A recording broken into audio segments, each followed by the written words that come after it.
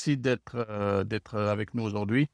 Est-ce que, par exemple, tu peux commencer par une brève présentation de ton parcours et ce que tu as fait et qu'est-ce qui t'a amené à créer Nightbeat? Oui, merci pour l'invitation. C'est un honneur et un plaisir. Donc, moi, initialement, j'ai un peu grandi à Mbour, ici au Sénégal. Et donc, originellement, j'ai passé quand même quelques hivernages au village. Et puis, je me suis rendu compte de la difficulté de vivre sans électricité en plus, l'hivernage, c'est des conditions qui sont un peu dures avec la chaleur, l'humidité. Et donc, ça m'a toujours frappé de voir, voilà, qu'il y a une grande partie du monde qui, en réalité, vit dans l'obscurité. À partir de 19h, c'est le noir total. Des enfants qui peuvent pas lire, qui peuvent pas écouter de la musique, qui peuvent rien faire. En réalité, la vie, ça, quand il n'y a plus d'électricité, ça m'avait toujours marqué et choqué. Et en même temps, j'avais eu l'occasion de faire des études en Allemagne et j'avais découvert l'énergie solaire. Je me suis dit, mais attends, il y a quelque chose à faire. Ils ont du solaire en Allemagne, nous on est au Sénégal, il n'y a pas d'électricité, il y a du soleil à gogo, qu'est-ce qui se passe, quoi? Et donc, dans mon parcours, j'avais ciblé la Chine, puisque c'est le pays souverain il y a une vingtaine d'années. Et je me suis dit, bah, j'ai vu qu'en termes, ils avaient un plan quinquennal carrément en Chine, où ils voulaient développer l'énergie solaire. Je me suis dit, c'est peut-être le moment d'y aller. Évidemment. En connaître plus sur ce domaine, savoir si je pouvais l'amener au Sénégal. Et donc, je suis parti en Chine et puis je suis rentré dans l'industrie solaire là-bas. J'ai eu la chance de gravir les échelons de manière très rapide, puisque c'était vraiment en mode les entreprises se développaient à marche forcée, comme quand le gouvernement chinois désire quelque chose, en général, ça va très vite. Et donc, voilà. Et au fur et à mesure de ma carrière, j'ai gravé des échelons dans les multinationales chinoises et puis dans le domaine du solaire. Ils m'ont envoyé en Europe. J'ai ouvert des usines, des bureaux, puis on a racheté des usines, etc. en Europe, en Afrique du Sud. On a fait l'introduction en bourse au New York Stock Exchange. Bon, bref, j'ai accumulé de l'expérience, un peu d'argent aussi. Et je me suis dit, c'est peut-être le moment de bidouiller un petit peu l'électronique. Et j'avais fait un petit kit solaire d'électrification donc pour amener l'électricité, la recharge téléphone dans le village. Je me suis dit, c'est peut-être le moment d'essayer de rentrer au pays, entre guillemets, puis de faire quelque chose. Donc, je suis rentré il y a une dizaine d'années. J'ai créé la boîte Nadjibi Sénégal. Donc, Nadji, c'est en réalité, il y a deux mots en Wolof pour le soleil. Le premier, c'est l'astre, l'étoile, Ouais, ouais. Janbi, et puis Nadji, c'est Mhm. la lumière qu'on reçoit du soleil.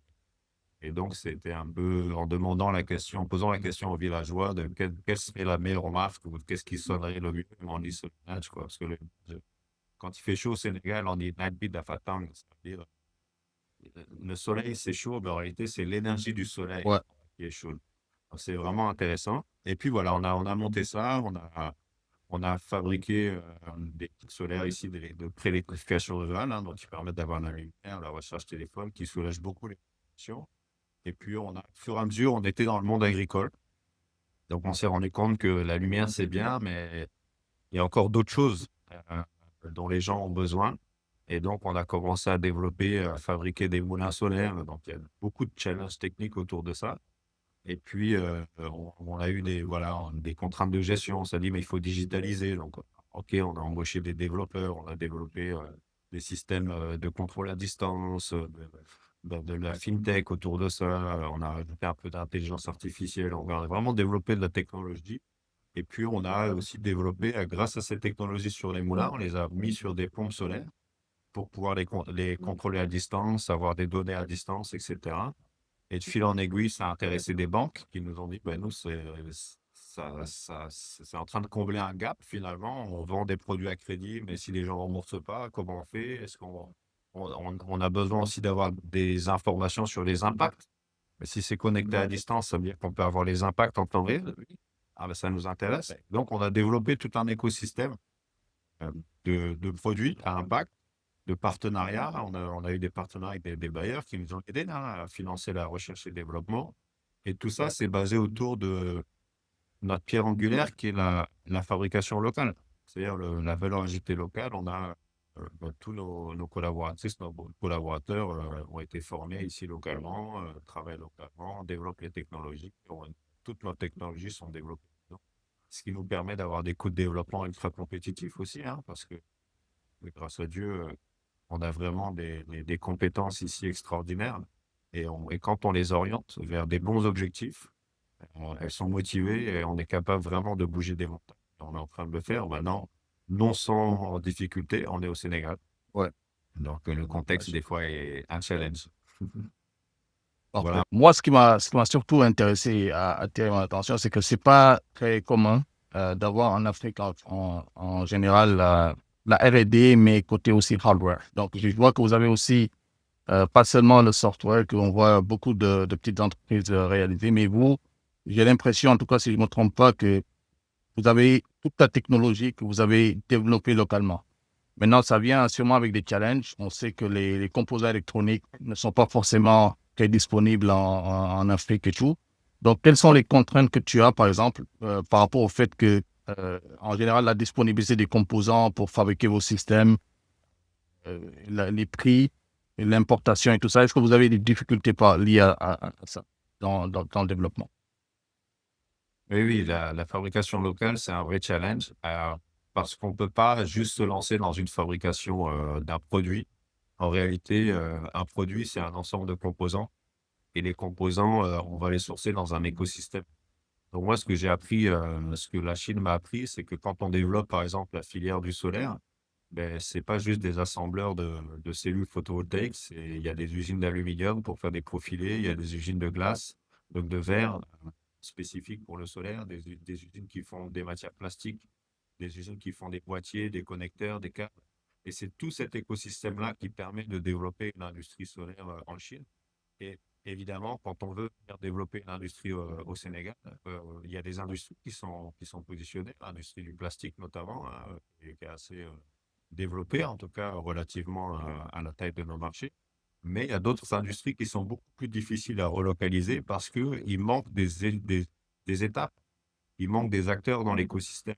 Et c'est vrai que quand on fait du hardware ici, euh, en réalité, le plus simple pour le hardware, là où on a des capacités, en fait, c'est le métal. Hein, quand on transforme du métal, on fait des machines. Oui, on doit importer les moteurs, mais en fait, fraiser, travailler du métal, ça se fait, on fait des ponts. Les moteurs ne sont pas fabriqués localement, donc capables de faire les turbines, etc. Alors peut-être pas tout, mais quelques parties. Et donc, ce que je dis souvent, c'est que quand on veut développer du hardware, développer une industrie, on doit développer ce qu'on est capable de faire, mais surtout, on doit développer ce qui est rentable.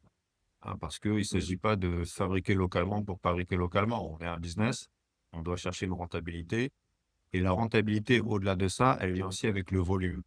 Et donc, c'est ça aussi le challenge. Maintenant, oui, quand on fait de l'électronique, clairement, pratiquement tous les composants sont apportés parce qu'on fait de l'assemblage du SMD, on fait de l'assemblage en surface. Derrière, par contre, le design, il est fait localement parce qu'on a la capacité aujourd'hui de faire de la R&D très rapidement. Hein. On est dans le marché, on est au village tous les jours. Donc, le feedback, l'itération, être capable de tester des prototypes, de revenir. Le software, c'est pareil. Quand on vient mettre un software, ben, le feedback, il est automatique. On est capable d'analyser la data. Et ça, c'est déjà en fait, quelque part, maîtriser une technologie, c'est la comprendre. Et je dis souvent, quand on a un kit solaire, c'est un kit, ah, ça a l'air compliqué, on ouvre la boîte, open the box, and sky is the limit. Donc, tu ouvres la boîte et il n'y a plus de Ouais. limite, en fait. Quand tu es capable de Mm. rentrer dans la science, il n'y a plus de limite. Maintenant vient le challenge du sourcing, qui est là. Mais, encore une fois, par exemple, on a commencé par faire de l'assemblage tout simple. Pourquoi? Parce que l'assemblage mécanique, finalement, c'est assembler, visser, etc., souder. Euh, mais quand on importe des composants et qu'on vient les assembler ici, on va payer de la douane sur les composants, on va payer, etc. Mais si on importe un produit fini, on va payer tout ça, plus la marge de la personne qui a fait l'assemblage, plus la Mhm. douane sur la marge de la personne qui a fait l'assemblage. Donc, en réalité, je pense que comme les pays asiatiques l'ont fait, on doit commencer par faire l'assemblage mécanique. Maintenant, une fois qu'on a fait l'assemblage mécanique, on peut aller vers du volume. Et une fois qu'on a un certain volume, en faisant l'assemblage mécanique de nos propres produits, on les connaît. Donc, on est capable de dire, ben, le packaging, on peut le faire localement. Finalement, la machine, pour faire l'assemblage de surface, on arrive au volume, mais on peut investir dans la machine. et ainsi de suite. Et il y a des sous-traitants, il y a des sous-traitants évidemment, hein, sur la partie Oui, métallique, on travaille avec des sous-traitants, eux-mêmes vont acheter des équipements, etc. Et donc, c'est un écosystème qu'il faut réussir à créer. Maintenant, le challenge, c'est toujours la commande. Pour arriver au volume, des fois, il faut de la finance, il faut un écosystème qui favorise. parfait. Donc, je disais en fait que merci en tout cas pour cette introduction et puis cette partie où tu un peu parles des challenges que vous avez et aussi des opportunités, j'imagine aussi. Euh, avant de venir à cette partie, j'aimerais parler un peu de vos produits, les produits que vous avez. En fait, quels problèmes résolvent-ils? On a des kits solaires qui sont des kits de électrification rurale. Donc là, clairement, hein, il n'y a pas d'électricité, il y a pas de lumière. Donc, c'est des kits qui sont plébiscités par les zones voilà, qui sont exsangues. Les gens n'ont pas beaucoup d'argent non plus. Et ça règle beaucoup de problèmes, que ce soit la sécurité dans les villages, les enfants peuvent étudier. euh, bon, on peut faire la liste, hein, les impacts sont innombrables quand on amène de la lumière et de la recherche téléphone dans une maison. Donc ça, c'est vraiment des kits standards. Ensuite, on a effectivement, donc c'est Woman Buy. Euh, c'est une solution en fait de pompage solaire qui est connectée. Et donc, c'est des solutions qui sont de taille quand même intermédiaire, c'est-à-dire c'est pas pour des tout petits champs, c'est des solutions pour 1 hectare, 2 hectares, 3 hectares de culture, donc des gens qui ont déjà en fait euh, qui ont une activité agricole ici qui est quand même assez importante, surtout dans le maraîchage. Donc 1 hectare, 2 hectares, 3 hectares de maraîchage, ça représente quand même un certain volume, donc de 30 à 50 tonnes de production par campagne. Euh, voilà, donc c'est des choses qui sont importantes.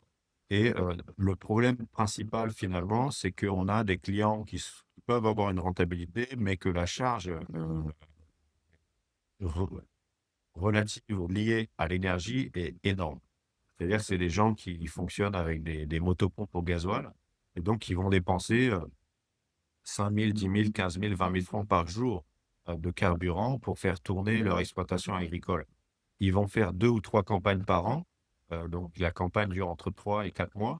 Donc, vous pouvez imaginer la charge d'exploitation liée à l'énergie à la fin de l'année ou à la fin de la campagne. Ça se chiffre à des millions pour 2 ou 3 hectares. On dit, sur 2, 3, 4, 5, 6 millions de charges d'exploitation liées au carburant. La problématique encore liée à cette technologie-là, le carburant n'est pas disponible au bon champ, hein, parce qu'il faut aller le chercher. Ouais. Des fois, il n'y a même pas de station, donc c'est du carburant qui est de mauvaise Ouais. qualité. On a des problèmes de pompes qui sont de mauvaise qualité aussi, donc il faut faire de la maintenance régulièrement. Il y a la pollution qui est liée au bruit, à la pollution tout court, hein, parce que c'est du gasoil, hein, il n'y a pas de filtre, hein, ça sort, c'est de la fumée noire qui sort en permanence. Donc c'est vraiment, on peut dire que les légumes au Sénégal, c'est du pétrole, quoi, hein, clairement. Et ça, c'est un gros problème environnemental et économique Ouais. pour l'exploitant qui jette son argent par la fenêtre, tout simplement. Maintenant, c'est des gens qui sont dans des trappes à pauvreté parce que ils peuvent pas s'arrêter de produire, sinon ils perdent. Et en même temps, quand on leur dit une pompe solaire de qualité, ça coûte plusieurs millions, ils n'ont pas forcément la liquidité disponible tout de suite pour investir dans une pompe solaire, même si celle-ci est très rentable. Parce qu'il faut mobiliser 3, 4, 5 millions d'un coup, et c'est beaucoup d'argent. Eux, ils ont de la trésorerie, mais ils n'ont pas forcément d'argent pour investir. Et donc, nous, la solution au Malbec qu'on a développée avec la banque agricole, c'est de dire, ben, nous, on a des pompes de qualité vraiment de top du top pour assurer une garantie sur 3 ans, avec un service après-vente qui est là tous les jours, avec une connexion, comme ça, s'il y a un problème, nous, à distance, on est capable de faire un diagnostic, de savoir. Et en contrepartie, ce qu'on propose à la banque, c'est de faciliter le crédit aux clients en disant, mais écoutez, mettez 10% de fonds de garantie, payez quelques frais de dossier, et on vous met une pompe, et pendant 1 an, vous ne payez rien. Et vous exploitez, vous faites vos 2, vos 3 campagnes. Au bout de 12 mois, vous pourrez rembourser à une première échéance. La deuxième année, on vous laisse travailler 1 an. Deuxième échéance au bout de 24 mois. Et au bout de 36 mois, vous êtes en mesure de rembourser l'ensemble de votre pompe. Et c'est des pompes enfin, la qualité est tellement, on a tellement investi dans la qualité qu'aujourd'hui, c'est des dispositifs qui vont durer voilà, 10 ans, 15 ans, plus. On va peut-être changer la pompe de temps en temps. Bon. mais on ne va pas changer les panneaux, etc. Donc, avec notre service après-vente, une fois que tu as fait l'investissement de départ, finalement, c'est très rentable sur à court, moyen et long terme. Non?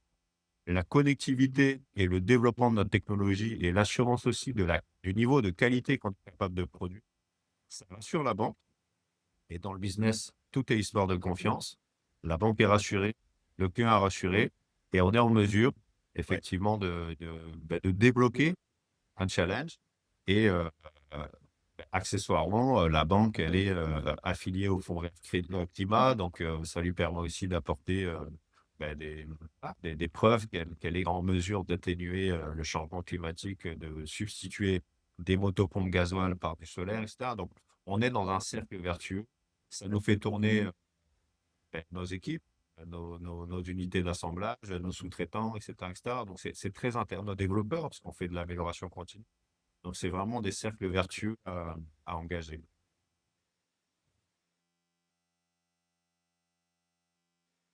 Parfait, parfait. Bah, écoute, c'est très intéressant vraiment parce que vous disiez que vraiment la valeur ajoutée que je vois, c'est vraiment la démarche que vous avez eue à aller voir la banque et faciliter en fait l'accès à ce genre de produit, en fait, qui est en fait le frein que moi-même j'ai remarqué sur le terrain pour, par exemple, le fait que les gens n'adoptent pas rapidement les pompes solaires. Je vois en fait une utilité de votre connectivité et puis de vos systèmes intelligents pour faire la maintenance. Mais est-ce qu'il y a aussi une utilité pour l'utilisateur? Est-ce que, par exemple, celui qui est propriétaire du champ, il faut voir son intérêt dans utiliser, au-delà vraiment de la facilité d'accès que vous avez mis en place, le fait d'utiliser votre pompe comparé à quelque chose qui vient de Chine, par exemple? Je donne un exemple.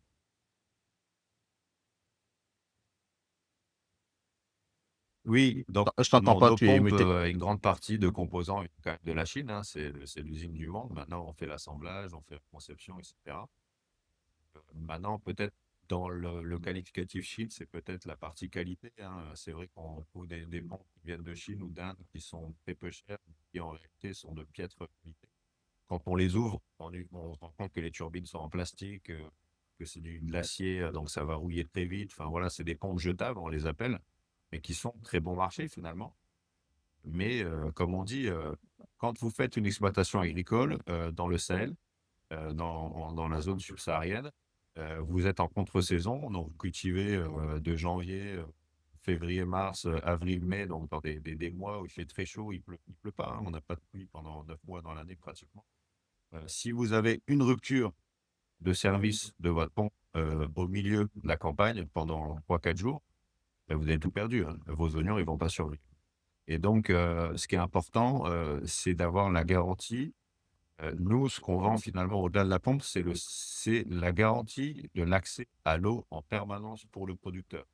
Donc lui, il sait qu'il aura la quantité d'eau suffisante pour irriguer sa surface, qu'il n'aura pas de rupture de service. En cas de rupture de service, on est capable d'intervenir en 24 à 48 heures selon l'incidence pour lui garantir qu'il ait de l'eau en permanence. Et ça, c'est ce qui rassure tout le monde.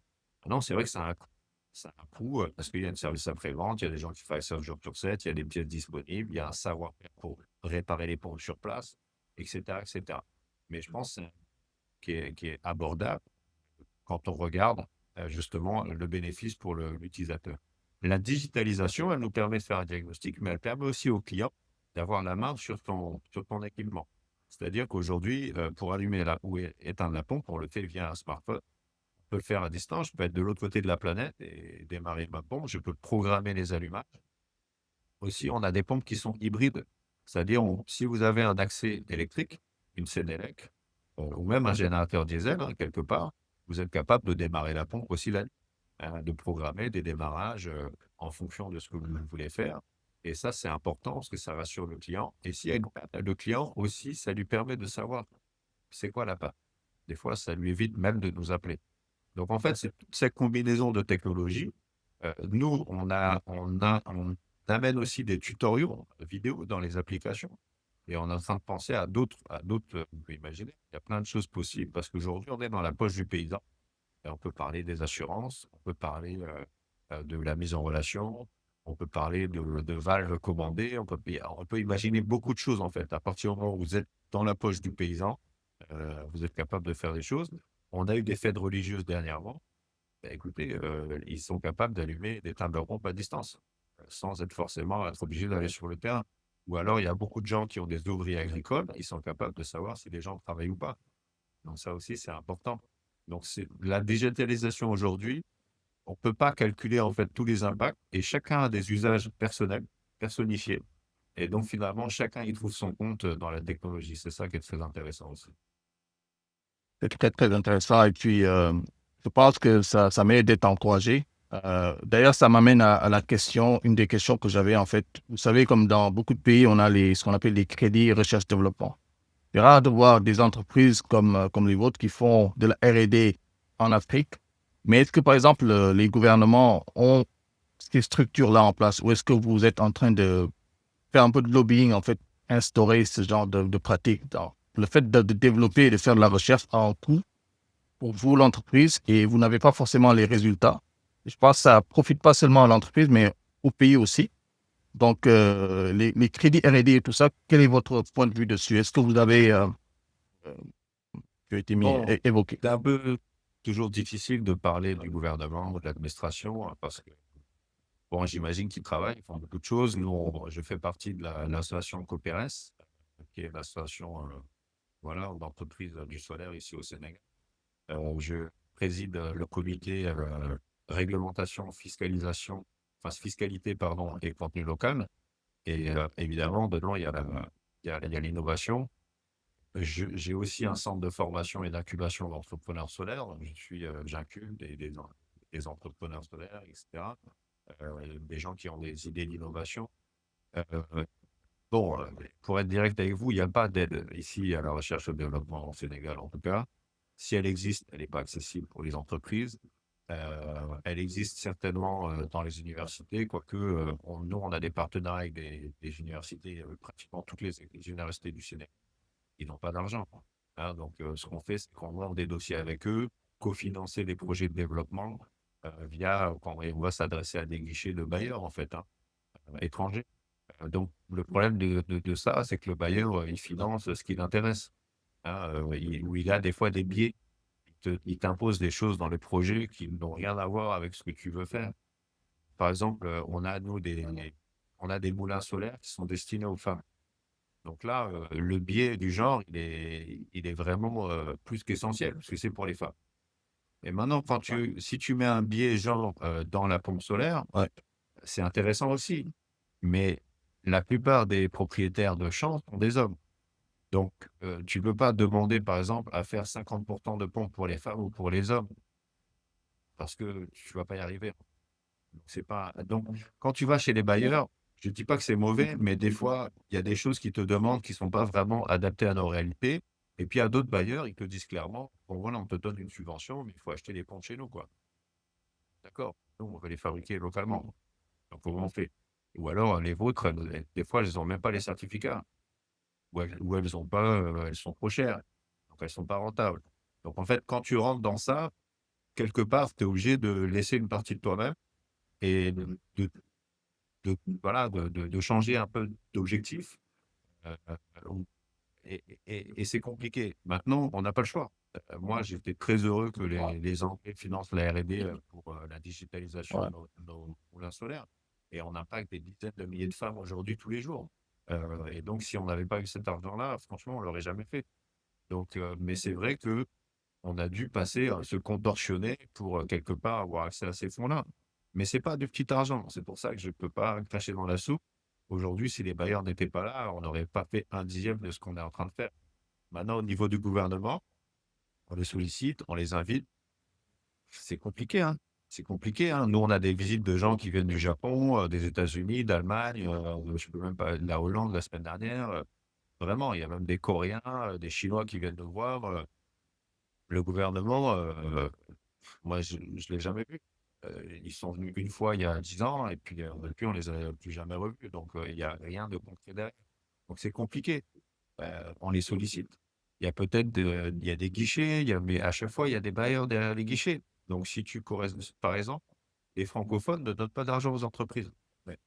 Eux, c'est comme ça, ils font des concours, ils donnent aux ONG, aux associations, tout ce que tu veux, mais la R&D, l'industrie, et de faire un don en tant que bailleur francophone à une entreprise, je pense que c'est pas autorisé chez eux. Les Allemands non plus, ils font des appels d'offres auxquels tu peux pas répondre parce que voilà, tu as pas les garanties, tu as pas le soutien financier. Les anglophones le font. Mais encore faut-il gagner les concours avec tous les biais qu'ils mettent dans le concours que tu connais pas, hein. Donc c'est un peu ça la situation. Maintenant, Ouais.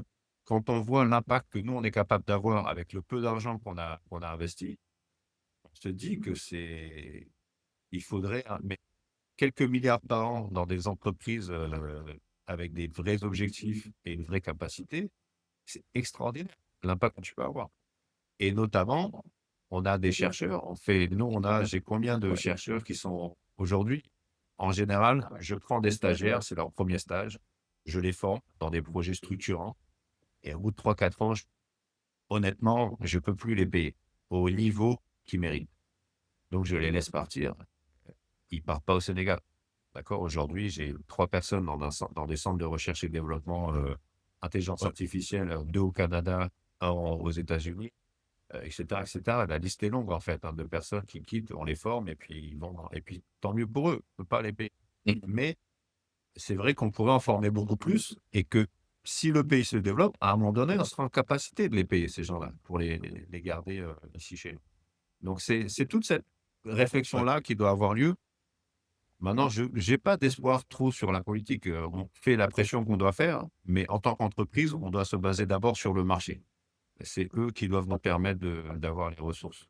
Comme je pense que tu m'as un peu expliqué, mais est-ce que tu as quelque chose à ajouter par rapport à ça? Est-ce que ça a été facile, par exemple, d'avoir accès à tous ces financements pour vous aider dans le Non, c'est pas développement? facile. Honnêtement, si j'avais pas fait des études à l'étranger, si j'étais pas, j'avais pas un certain niveau en anglais, je pense que j'aurais jamais pu avoir ces financements-là. Heu, Aujourd'hui, il y a des biais forcément, c'est des anglophones, ils ont des façons de penser, des façons de concevoir leur dossier. Si tu connais pas la théorie du genre, la théorie du changement, tu peux pas remplir les dossiers, en fait, parce que tu comprends pas ce Ouais. qu'on te demande. Et même si c'est un Ouais. projet de R&D sur l'électronique ou la digitalisation.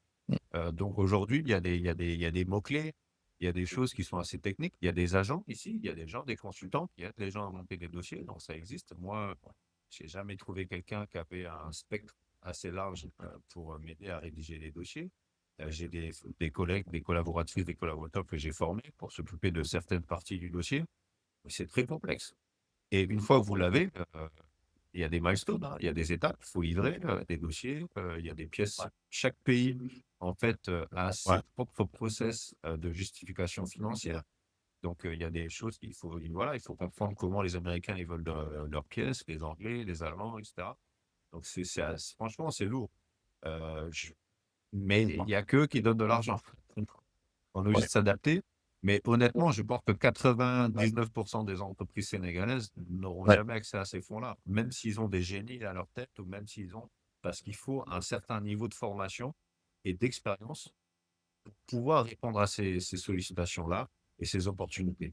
Et moi, comme vous l'avez compris, j'ai un niveau, d'expérience par le passé qui me permet de répondre à ça, mais c'est franchement pas facile. Même pour moi, c'est vraiment pas facile. J'imagine et je pense que c'est la raison pour laquelle beaucoup d'entreprises ne pourront jamais de la R&D. Si vous voyez beaucoup d'entreprises, ben, ils vont acheter un produit fini, ben, ils le C'est revendent. En ça. fait, ils font du commerce. Et c'est certainement la raison pour laquelle. Mais j'espère quand même il y a de l'avenir. Est-ce que vous voyez, où est-ce que vous voyez dans 5 ans, par exemple? Est-ce que vous pensez qu'il y a vraiment de l'avenir? Quoi, hein, c'est le marché qui décide. Donc, nous, notre rôle en tant qu'entreprise privée, c'est d'être capable de résoudre des challenges, de répondre à des demandes sur le marché, des problèmes bancables dont les gens peuvent payer euh, vos solutions ou vos offres. Donc voilà, on essaie de Ouais. trouver des segments de marché sur lesquels nos technologies apportent quelque chose, où on a une rentabilité à développer de la technologie localement.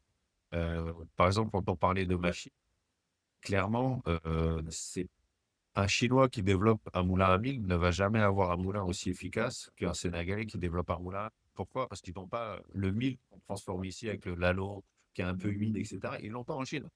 Tu peux pas développer une machine pour un produit que tu n'as pas, donc ils tâtonnent et voilà. Mais ce que je veux dire, c'est qu'il y a quand même les problématiques de pompage solaire, dans des forages artisanaux, et cetera. Et c'est des problématiques que les autres à l'étranger auxquelles ils ne pourront jamais répondre.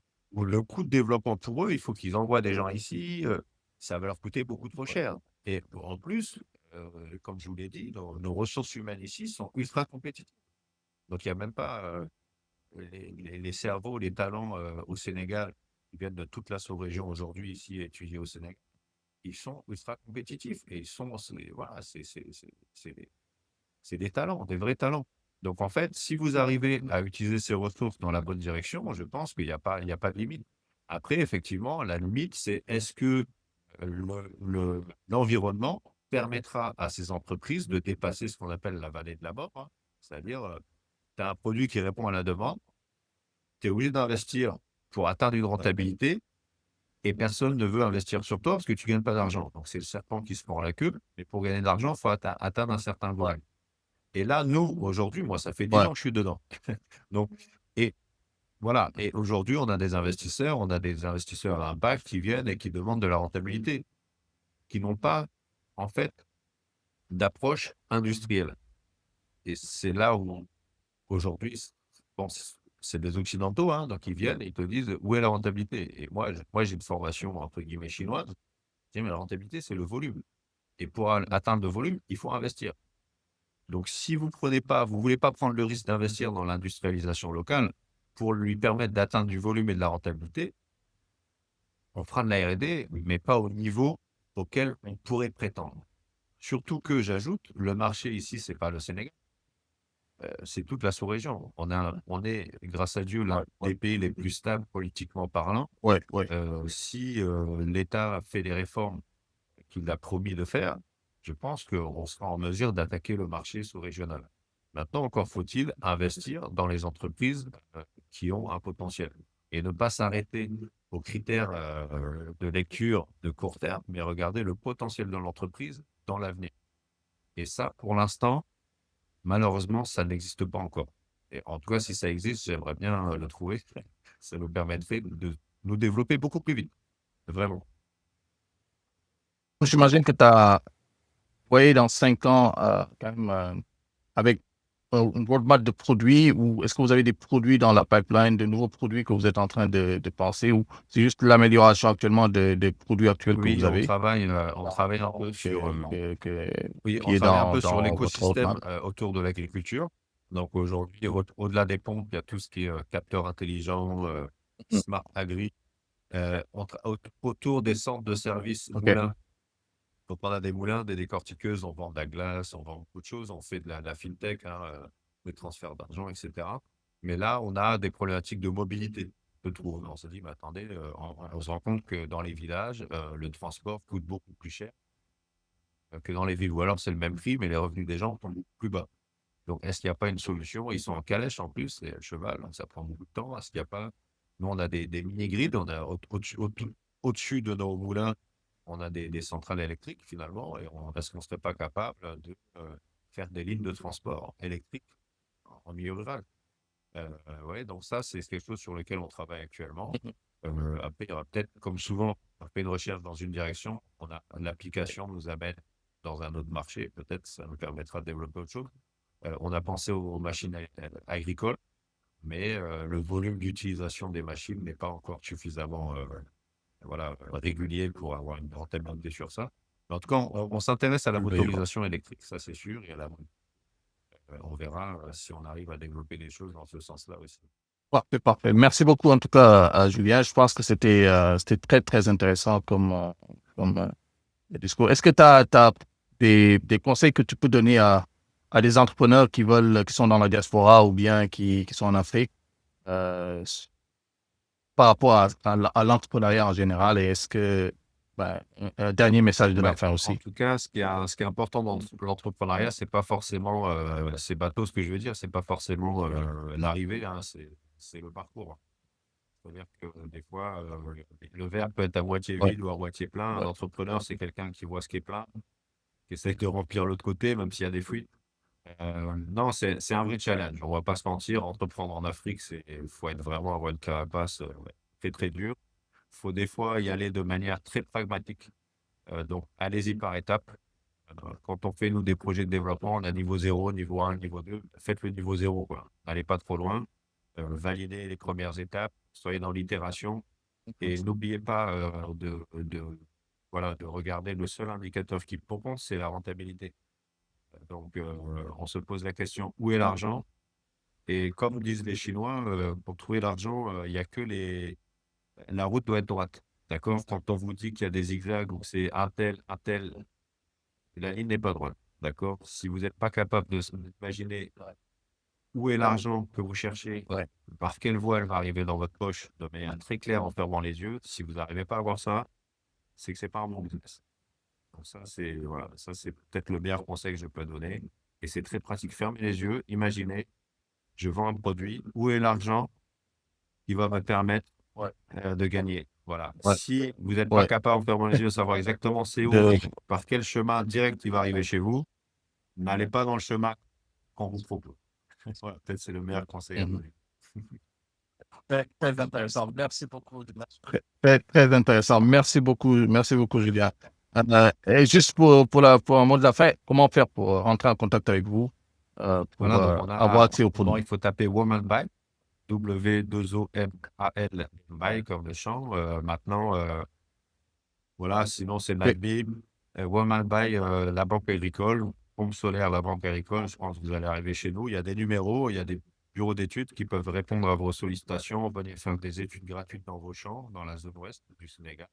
Et puis au moins, à défaut de savoir, vous saurez exactement la pompe qu'il vous faut, combien ça peut vous coûter.